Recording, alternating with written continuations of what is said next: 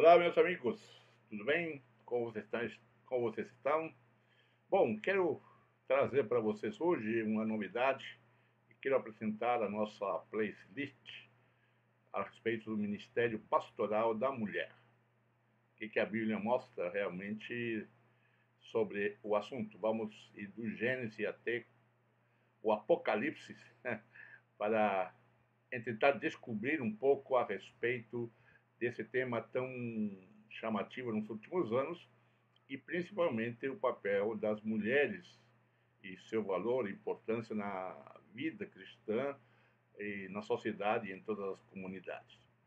Nosso canal é um canal de encontro, aprendizado e crescimento espiritual, onde vamos mergulhar semanalmente em tópicos relevantes sobre este tema tão questionador. Acredito firmemente que você e eu procuramos o conhecimento e compartilhar os valores que são fundamentais para a vida cristã e para a vida da igreja. Por isso, eu convido você a seguir este canal, se inscrever para receber as atualizações mais recentes sobre o tema e outros temas também. Ao fazer isso, você vai estar se juntando a uma comunidade maior dedicada a buscar o conhecimento da palavra de Deus. Prometo entregar um conteúdo que seja de qualidade, repleto de informações, histórias que podem ser importantes e principalmente orientações práticas para todas as mulheres e homens para compreender um pouco mais o tema deste tempo que tem, de certa maneira, chamado a atenção na grande maioria das igrejas, algumas aprovando e outras reprovando o ministério pastoral da mulher. Portanto, vamos lá junto se preparar para esta jornada intelectual, enriquecedora, espiritual, cheia de fé e de confiança que a palavra de Deus está conosco. Beleza? Mas não esqueça de assinar o nosso canal.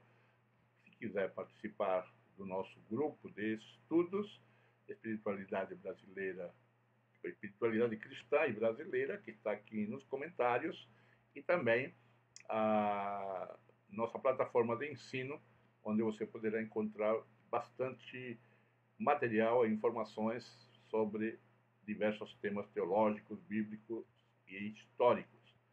Vamos para lá, vamos avançar. Nossa vinheta vai estar pronta para ser lançada.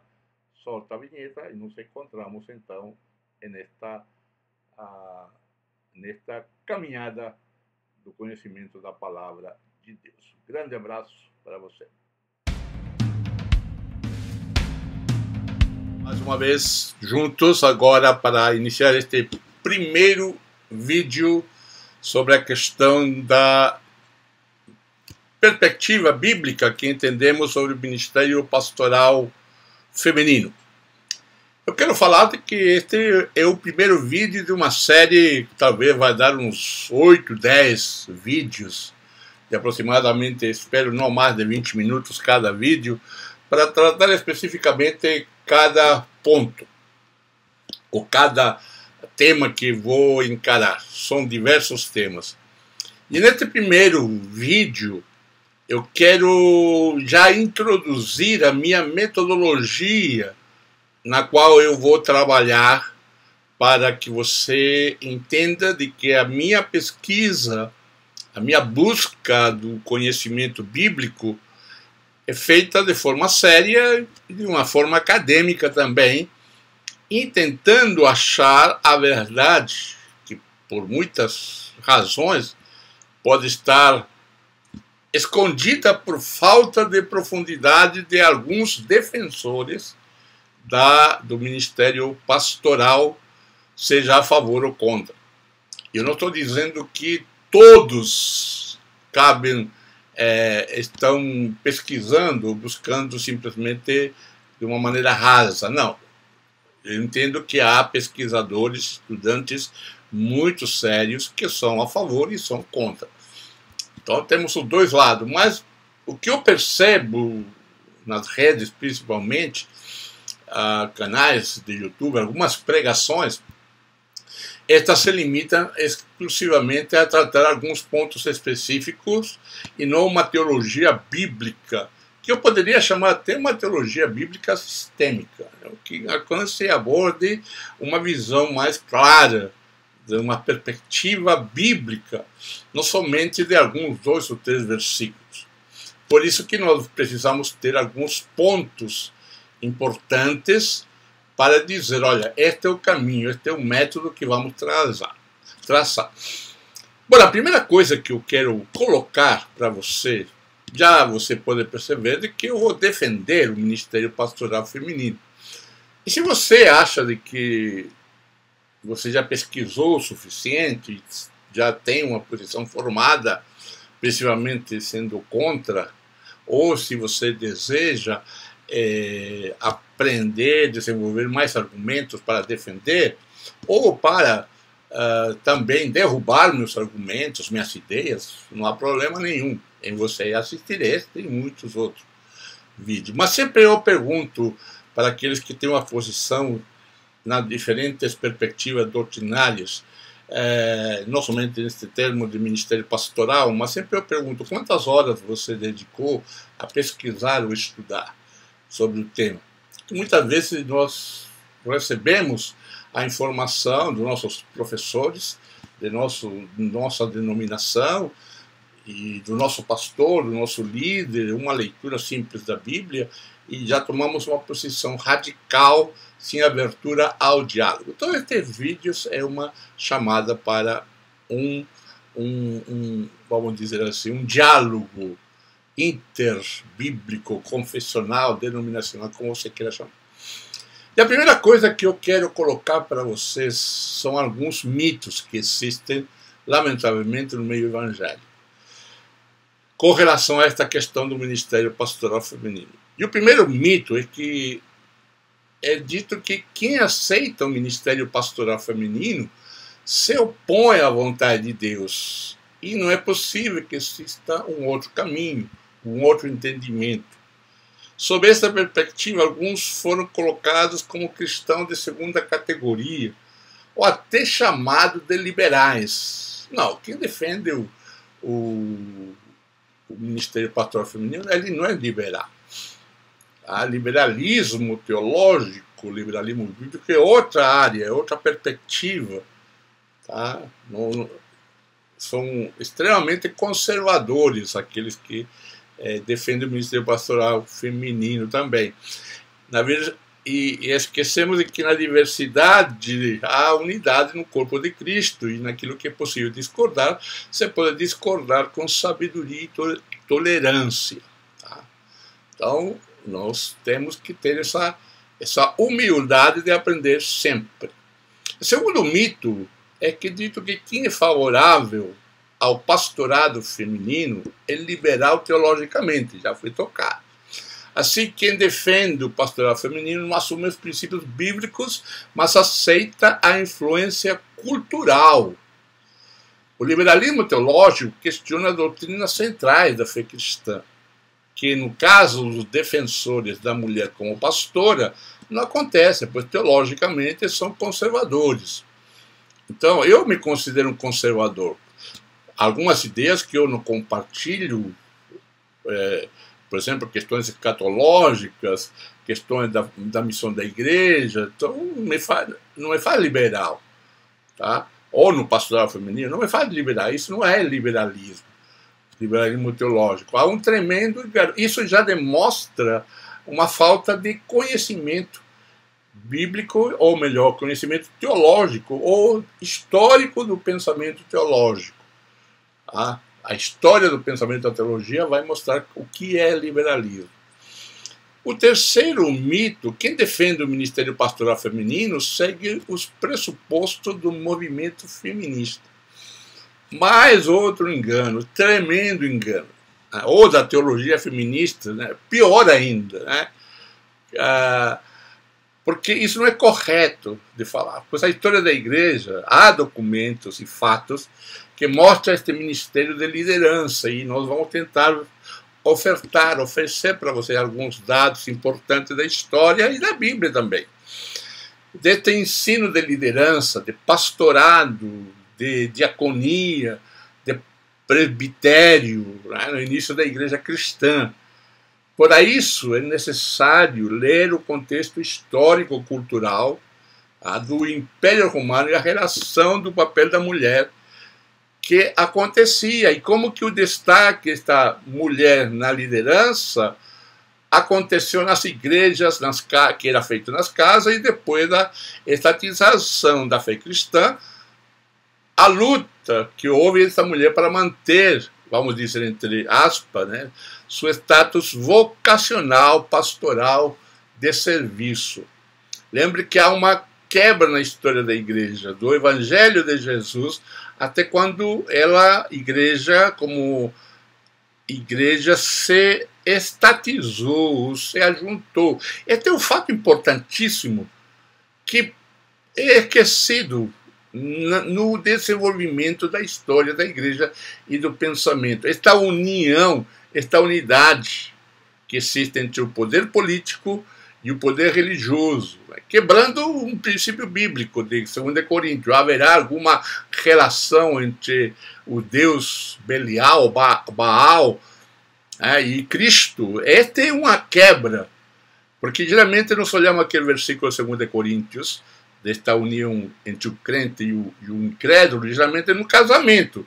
Mas nestes casos, esta unidade política não se olha.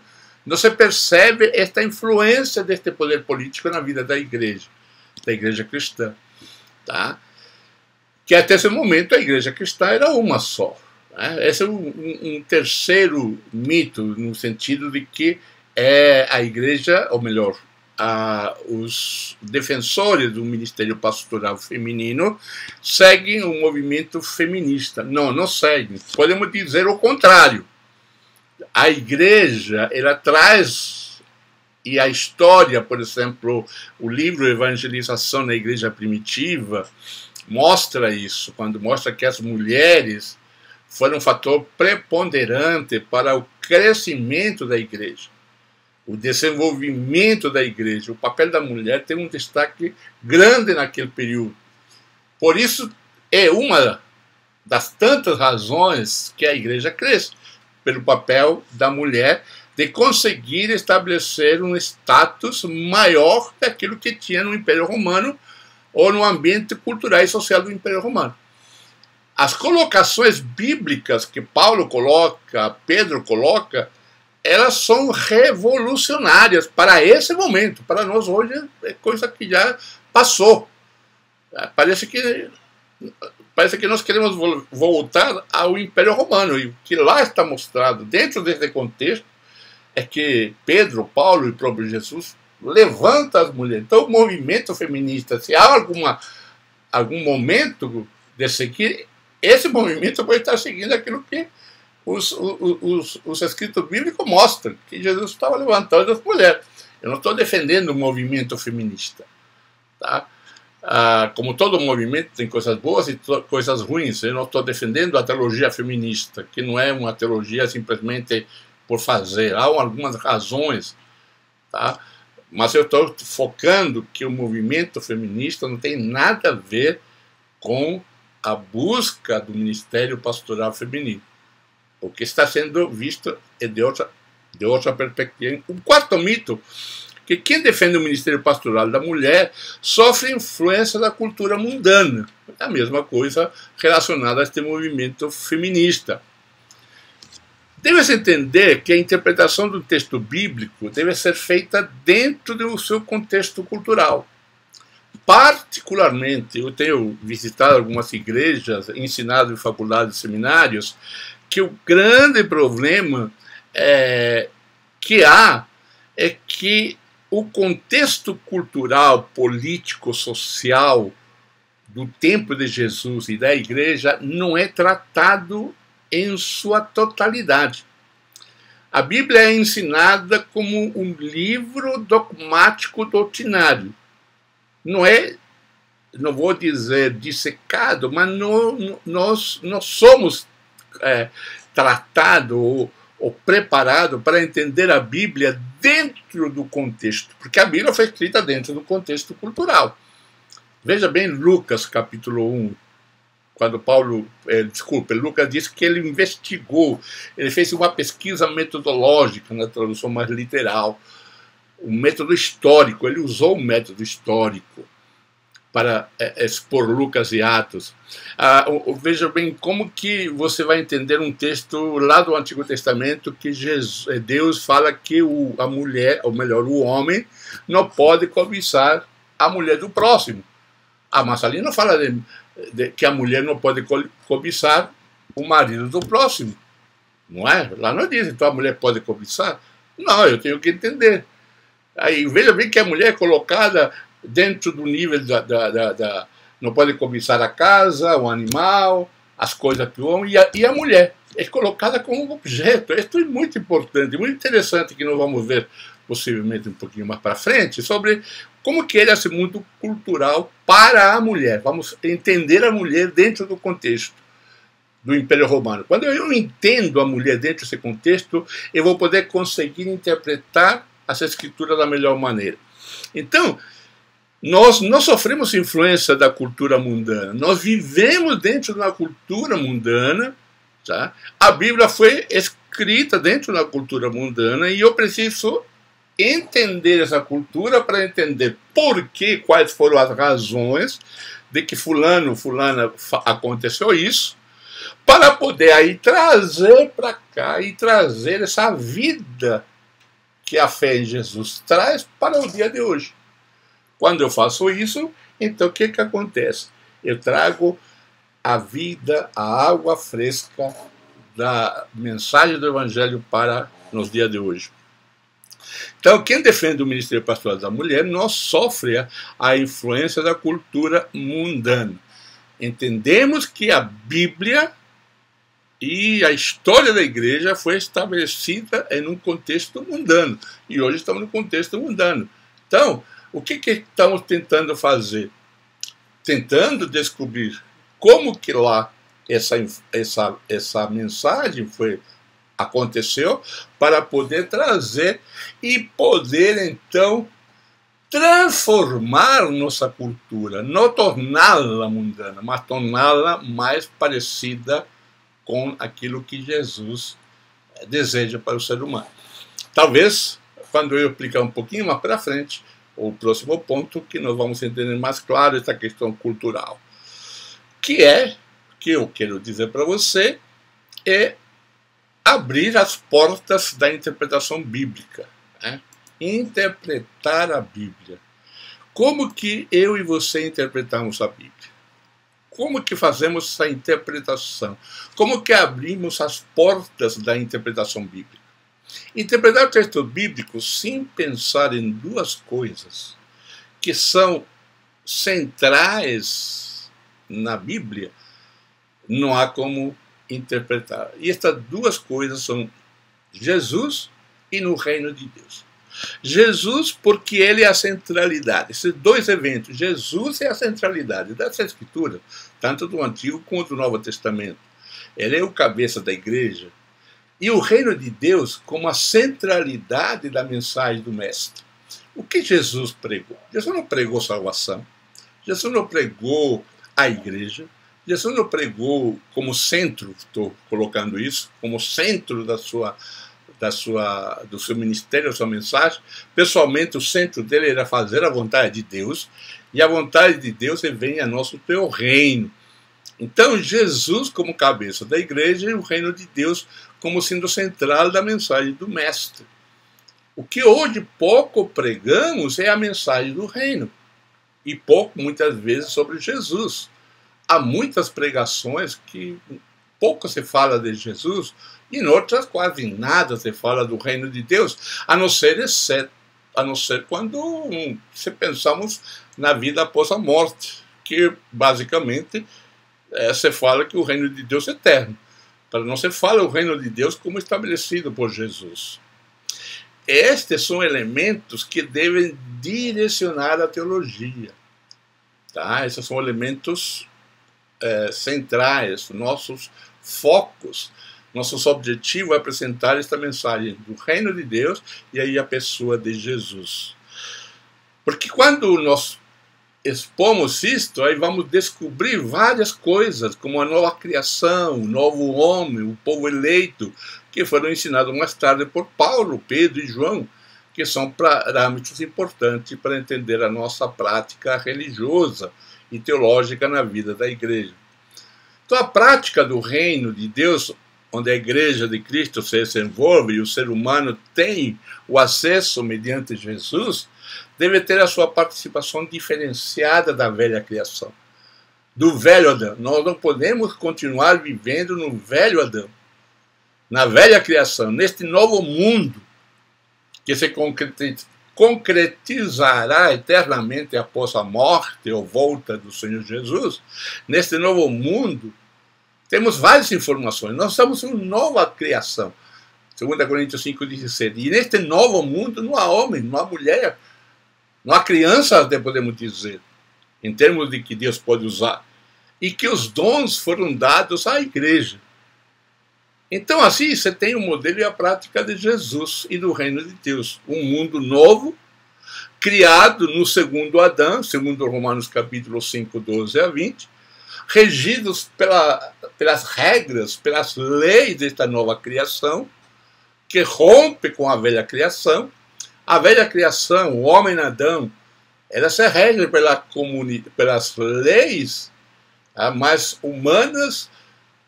A lei, por exemplo, quando se fala do ministério da mulher como complementar, não existe ministério da mulher complementar.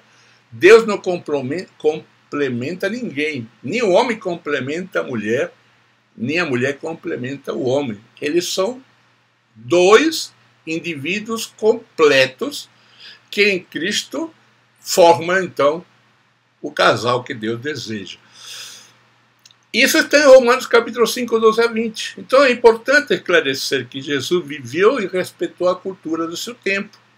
A lei do império, quando ensinava ou era questionado pelos religiosos autoridades, o que aconteceu? Ele foi crucificado. Por quê? Porque veio estabelecer essa nova comunidade. Então, a velha comunidade, Adão, foi a quem crucificou Jesus. Porque ele estava quebrando as regras, não somente religiosas, mas também culturais, quebrando regras de tradicionalismo. Desta maneira, nós não podemos esquecer esta chave hermenêutica. A pessoa de Jesus, o seu ministério, a sua vida, a sua morte, a sua ressurreição e a mensagem do reino de Deus. Sem isto é impossível entender a revelação de Deus. Então, a partir desta perspectiva teológica bíblica, que eu chamo a teologia bíblica sistêmica, é que nós podemos entender um pouco melhor a Bíblia. Porque um fato de Jesus ter morrido é que faz a diferença na humanidade. E faz a diferença entre a velha criação e a nova criação. Faz a diferença entre o velho Adão e o novo Adão. Ou o segundo Adão. Então, meus queridos, vamos parar por aqui. Já temos usado um bom tempo. Estamos iniciando esta caminhada de conversas, 20 minutos e pouco, e nós queremos te agradecer. Eu vou deixar aqui para você comentar, faz pergunta, que vai ser muito legal para mim, dar direcionamento a esta continuidade de vídeos sobre este Ministério Pastoral Feminino. Posso dizer que estou em defesa das mulheres para o Ministério Pastoral? Sim, estou na defesa, sim. E sinto-me bastante cômodo, porque eu já um dia, antes de ir para as Escrituras, eu era realmente contra o ministério pastoral, que a mulher pregasse, e Deus me deu alguns ensinos, os melhores ensinos através de convivência ou até discipulado de uma mulher com 21 anos, ou durante 21 anos, viu meu casamento, viu meu nascimento, tudo de pastorado, enfim, viu muita coisa e eu aprendi muita coisa com a mulher. Sou abençoado pelo ministério pastoral daquela mulher que já está na glória, e não posso também dizer que isso foi uma experiência muito gratificante, mas principalmente porque descobri nas Escrituras, quando fui questionado a entender sobre o Ministério da Mulher, descobrindo nas Escrituras o que realmente me leva a fazer essa defesa da mulher. Grande abraço. Eu vou deixar também, se você quiser me apoiar neste caminhada ministerial do ensino através do YouTube, vou deixar meu Pix, porque hoje não estamos mais pastoreando, e toda aposentadoria você sabe que é baixíssima, não estou chorando, mas se você quiser apoiar, coloca aí um Pix, que Deus vai te abençoar, e que Deus seja eternamente louvado e engrandecido através da sua vida. Não esqueça de compartilhar esta primeiro vídeo, que virá muito mais. Espero 1 ou 2 vídeos semanais para você estar estudando comigo. Grande abraço, até a próxima.